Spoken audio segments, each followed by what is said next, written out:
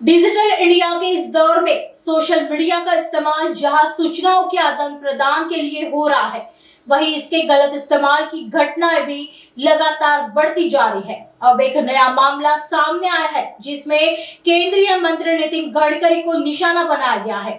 नागपुर के cyber police station में केंद्रीय मंत्री नितिन गडकरी के खिलाफ आपत्तिजनक और मानहानि करने वाले रील बनाने का मामला दर्ज किया गया है। जानकारी के मुताबिक इंस्टाग्राम के 3 अलग-अलग अकाउंट से ऐसी रील्स वायरल की गई जिनमें केंद्रीय मंत्री की छवि खराब करने की कोशिश की गई थी। पुलिस प्रशासन ने इस मामले को गंभीरता से लेते हुए तुरंत कार्रवाई शुरू कर दी है।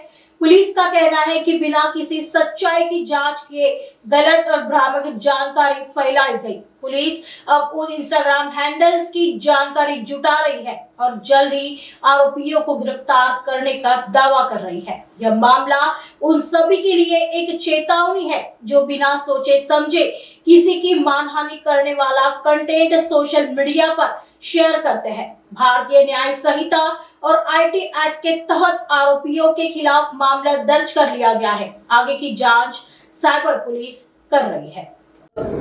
सायबर पोलीस स्टेशन नागपूर येथे माननीय केंद्रीय मंत्री श्री नितीनजी गडकरी यांच्या विरोधामध्ये बदनामीकारक आक्षेपार्ह अशा 3 वेगवेगळ्या अकाउंटवर इंस्टाग्रामच्या रील्स बनवण्यात आलेल्या होत्या।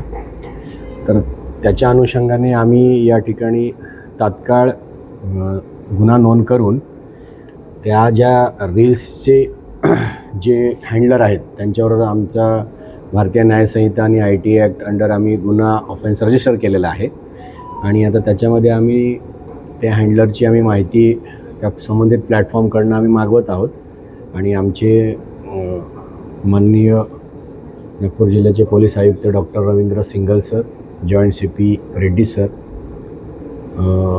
Additional CP crime Shri Vasant Pardeshi sir, माननीय पोलीस उपायुक्त लोहित मतानी सर यांच्या मार्गदर्शनामध्ये आम्ही याच्यामध्ये 2 वेगवेगळ्या टीम बनवून आम्ही समांतर तपास आम्ही सुरू केलेला आहे।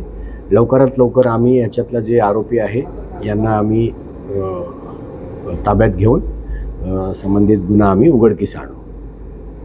स्वरूप म्हणजे याच्यामध्ये काही जुन्या काही चुकीच्या ज्या घटना चुकीच्या मार्गाने त्यांनी प्रसारित त्याच्यामध्ये केलेल्या होत्या, त्याच्यातली सत्यता न पडताळता चुकीची माहिती प्रसारित केलेली होती आणि त्या अनुषंगाने आम्ही तपास करीत आहोत।